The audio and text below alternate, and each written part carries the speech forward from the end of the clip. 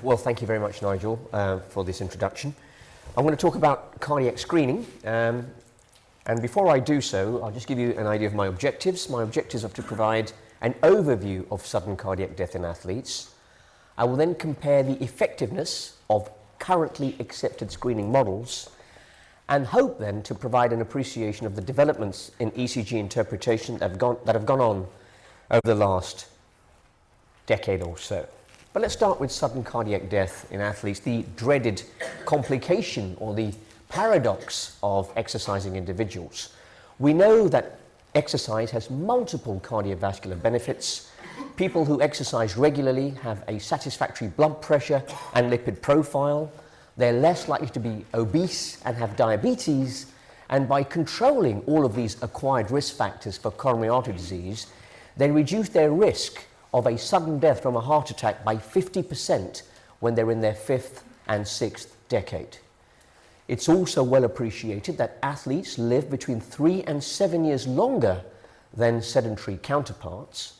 And in this regard, young athletes probably epitomize the healthiest segment of our society. These individuals are role models. They astound us with their physical excellence and stamina, and are a source of aspiration and inspiration to our youth. But very occasionally, one of these young individuals dies suddenly, and unsurprisingly, such events are usually highly publicized by the media and capture the hearts of the entire nation. The good news is that sudden death in sport is rare. If we look at this slide, we go from the youngest age group, age 13 to 17, all the way down to 30 to 65. You will see that in schools, the incidence of sudden death is between 0.5 and 1 per 100,000.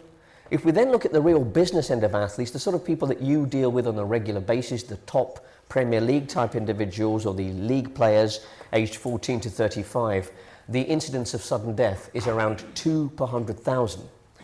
If we then move on to the individuals in their marathoners, for example, where the mean age is around 42, the incidence goes up only a little bit to 2.2 per 100,000.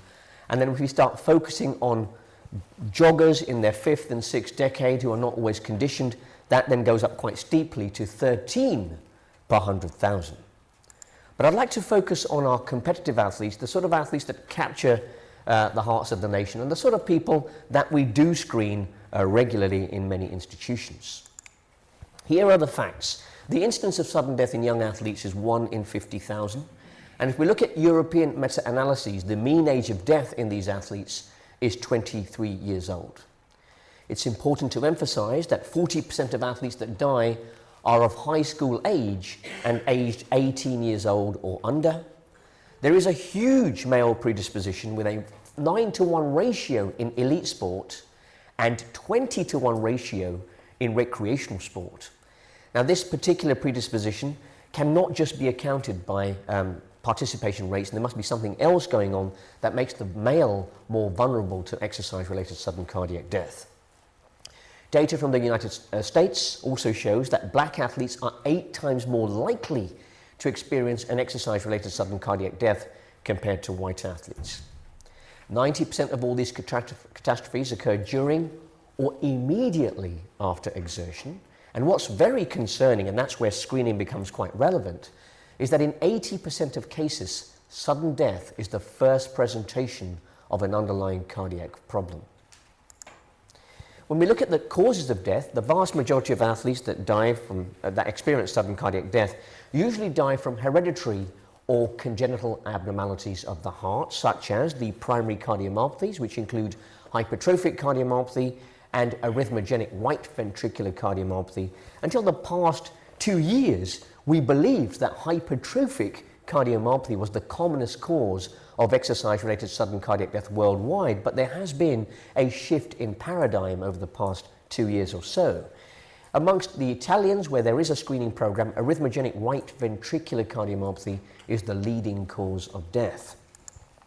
Deaths may also be due to hereditary or congenital abnormalities of the coronary arteries or the aorta.